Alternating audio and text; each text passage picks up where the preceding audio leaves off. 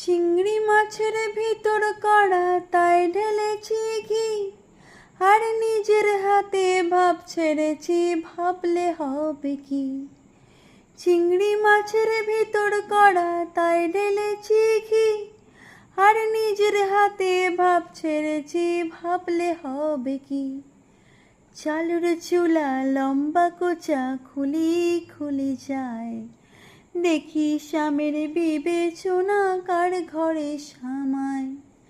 চালুর চুলা লম্বা কোচা খুলি খুলি যায়, দেখি স্বামীর বিবেচনা কার ঘরে সামায়।